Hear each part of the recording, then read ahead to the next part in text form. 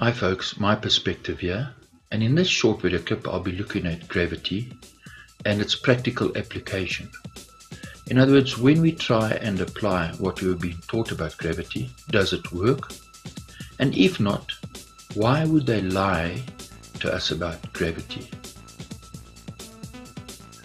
You see, in gaining knowledge, we first acquire data and information.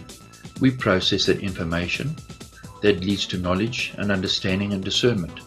When we apply what we learned, this leads to success and us accomplishing our goals.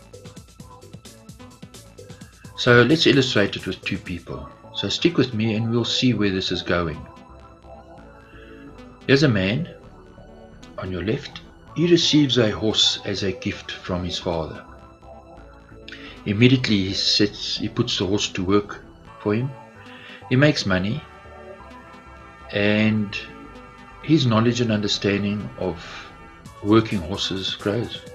He kills the horse, he studies its muscles, its sinews.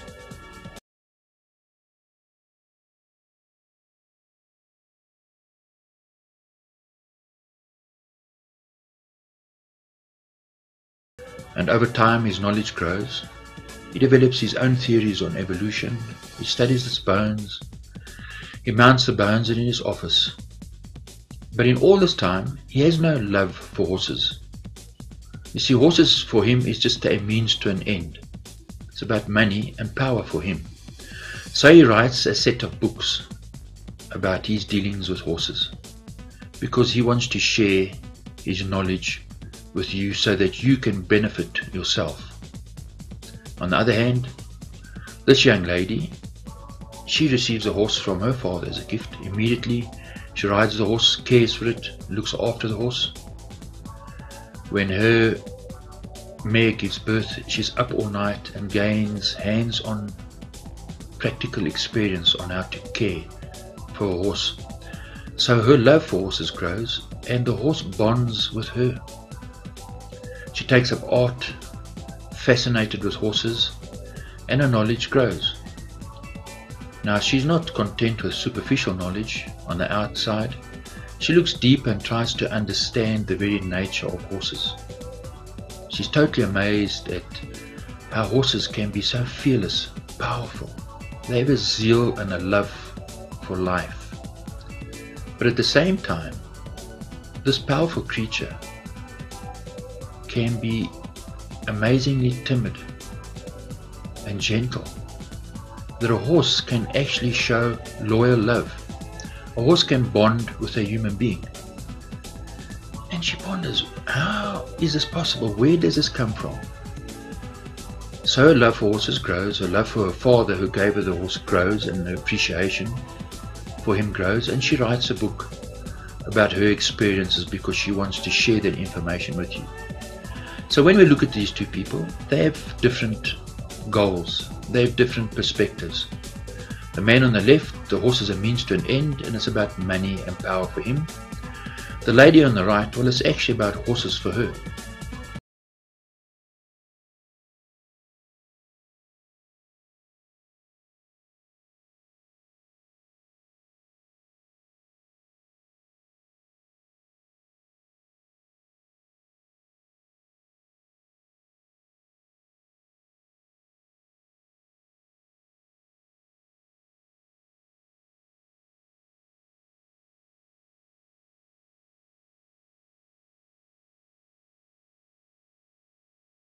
And subjects.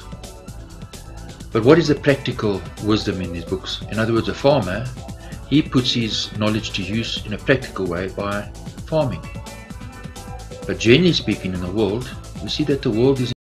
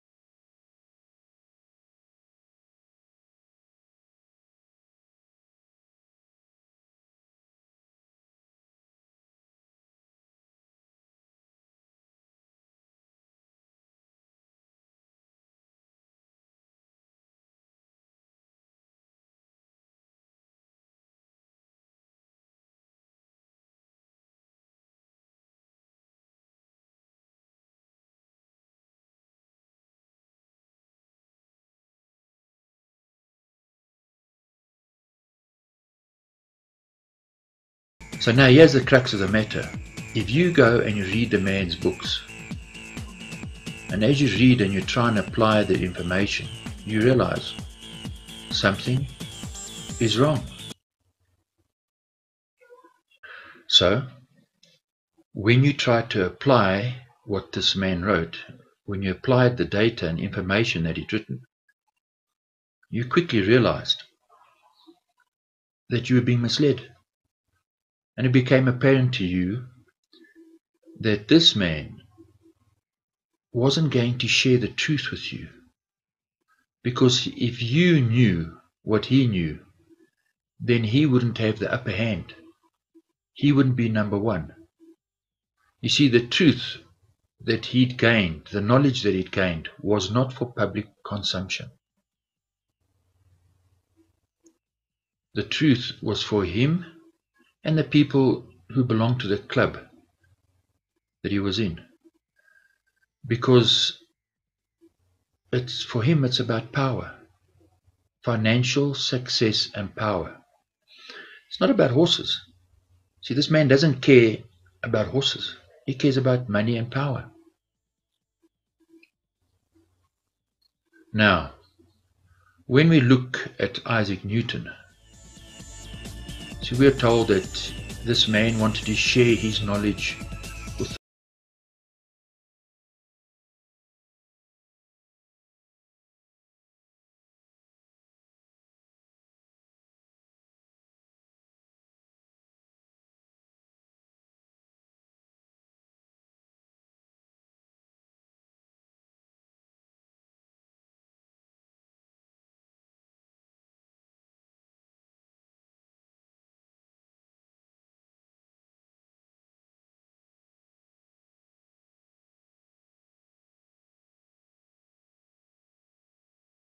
heavy things fall down. And they were able to build massive buildings.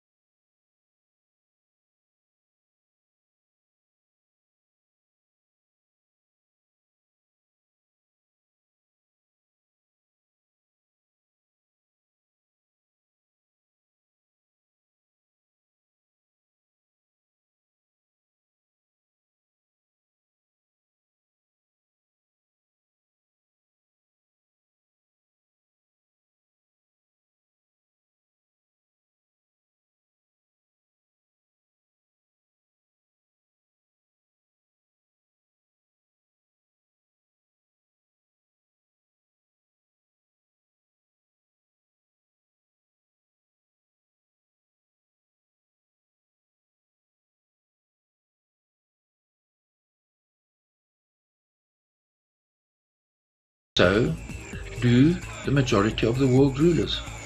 Then we understand that half-truths and disinformation leads to limited knowledge, little understanding, no discernment, leads us to rely on others, and us failing leads to servitude and slavery.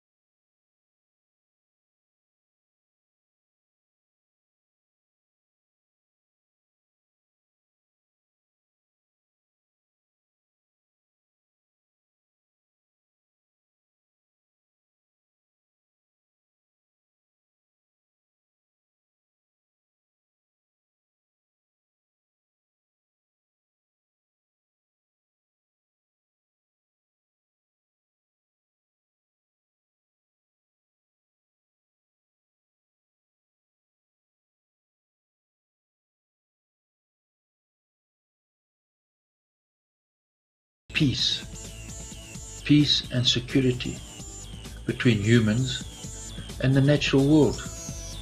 Yet we don't have this. We see a minority are having success and are becoming very wealthy, while the majority of human beings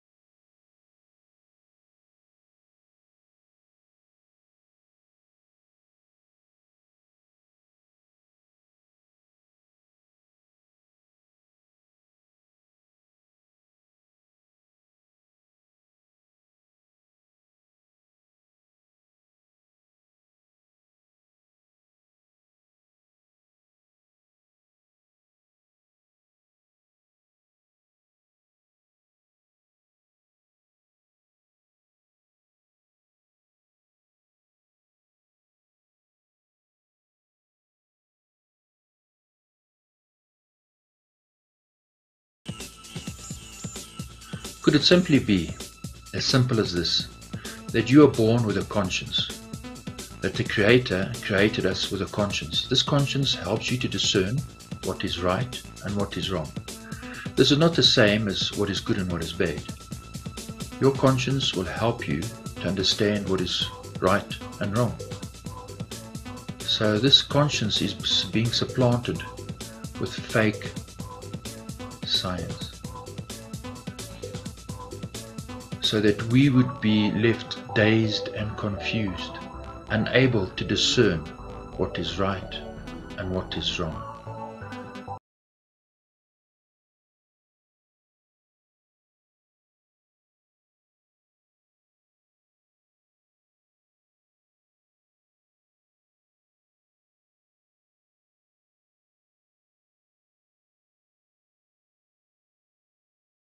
And inside the earth there is a molten core, a liquid core, with different layers of solid material, and that this all spins as one perfect body as a result of relativity and gravity.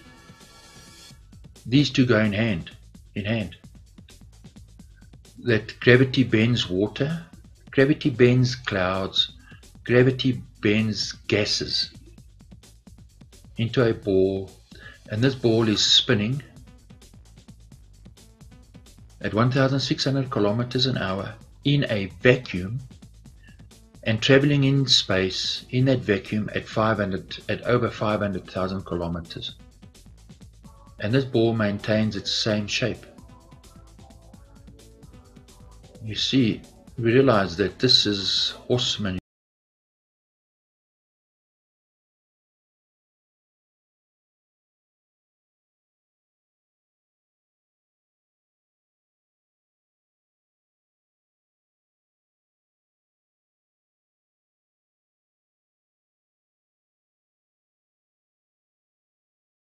This gases, water vapor, water molecules can spin all at the same time as a solid object.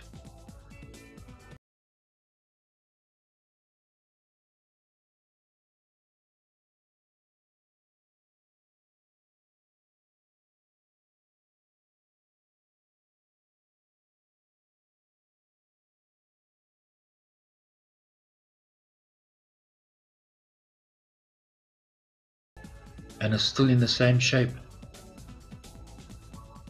The sand and the stone and the water never mixes. Then we get to understand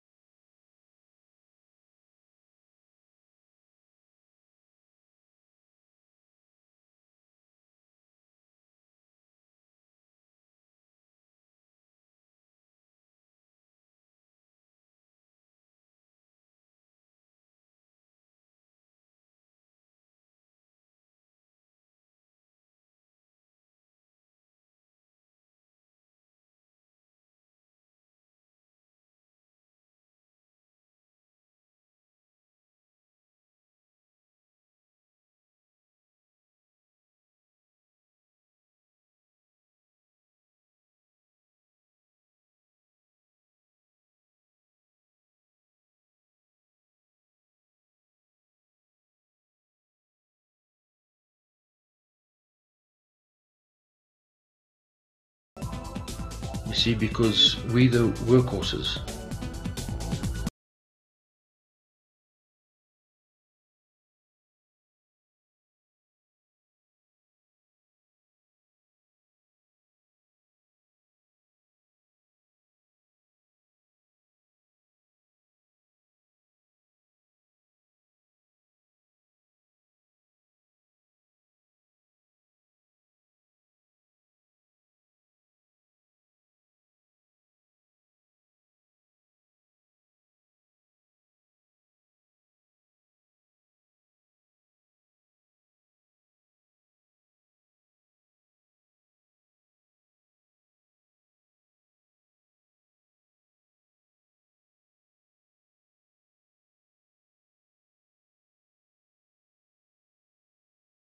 An aeroplane flying east and west both fly at the same speed, travel the same distance, use the same amount of fuel, generally speaking. But if the Earth was spinning, a plane flying easterly would have to fly further and faster to land at the same time.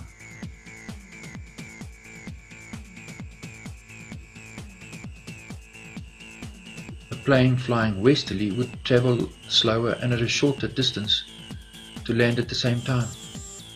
Yet aeroplanes will fly north, east, south, west, any direction. They travel the same distance at the same time, use the same amount.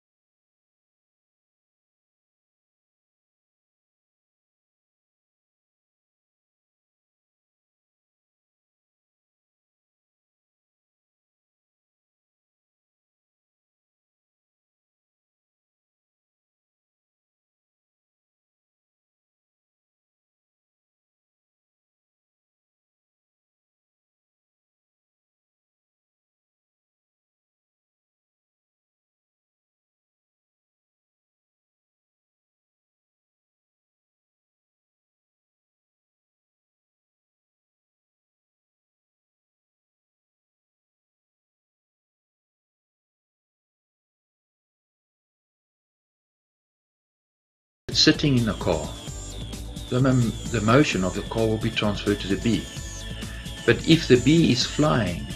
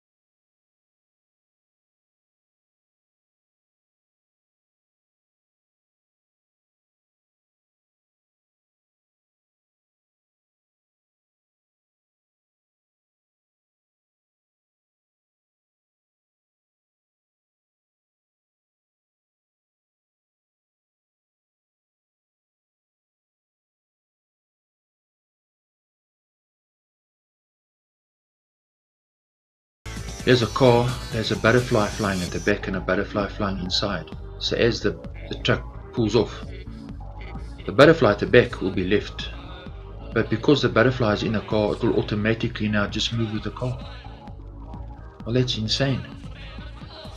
The car stops, the butterfly doesn't stop. When the car reverses, the butterfly won't reverse and just travel automatically in unison with the car, because its motion is not relative to the car. The butterfly's motion is independent, separate from the car.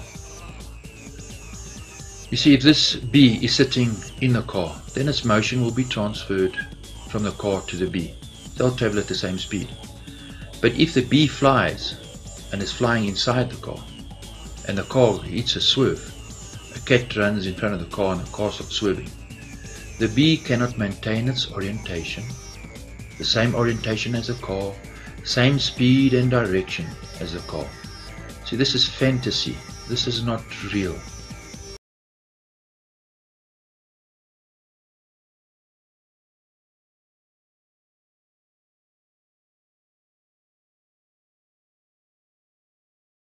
Hot air balloon. We're standing outside and the hot air balloon rises. So the hot air balloon is floating. Its motion is independent from the earth. So is the clouds. The wind is blowing the clouds. The clouds aren't traveling with the earth. So they want you to believe now that the hot air balloon will float around, but at the same time maintain its spin with the earth. So as the Earth spins at 1,600 kilometers an hour, the balloon will float around in the air above the Earth, but still keep this speed around the Earth, and at the same time keep its speed as the Earth moves around the Sun.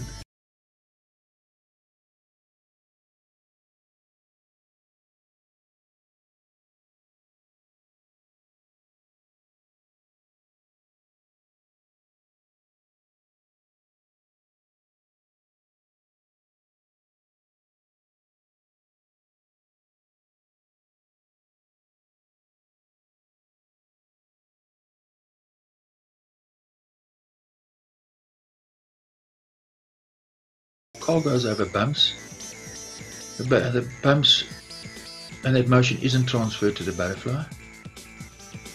The butterfly's motion is independent.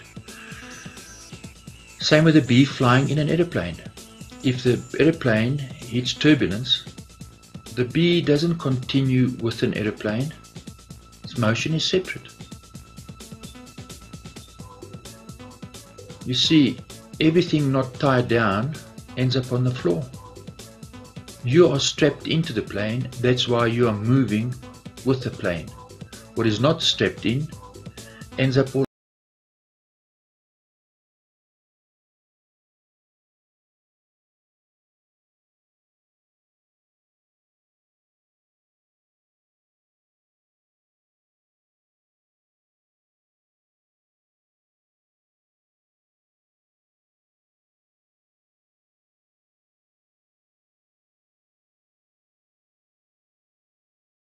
the passenger is strapped down. Your motion of the plane is the motion from the plane is transferred to the human and to the bee. But if the bee is flying inside the plane, it's independent. So the same with an aeroplane flying around the Earth and a hot air balloon.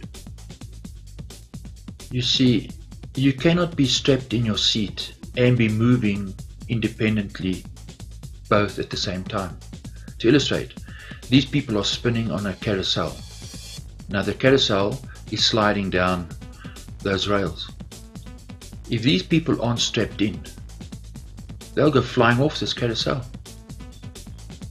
So if gravity is the strap, they cannot be strapped to the carousel and still walk about freely at the same time. It's either one or the other.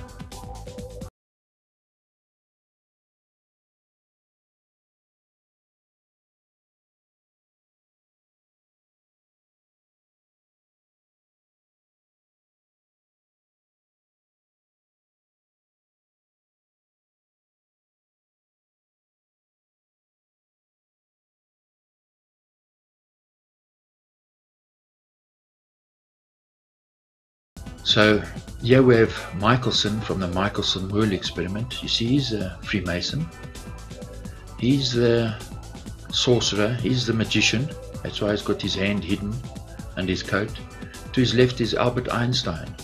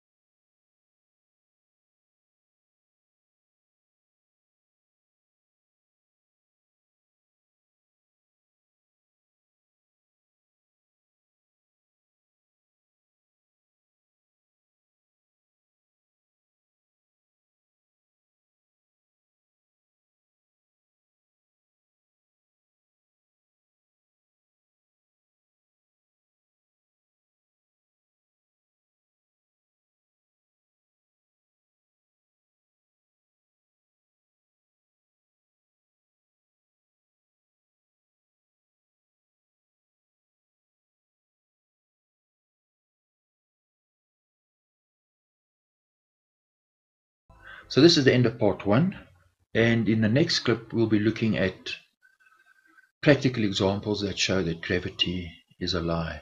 and so is relativity.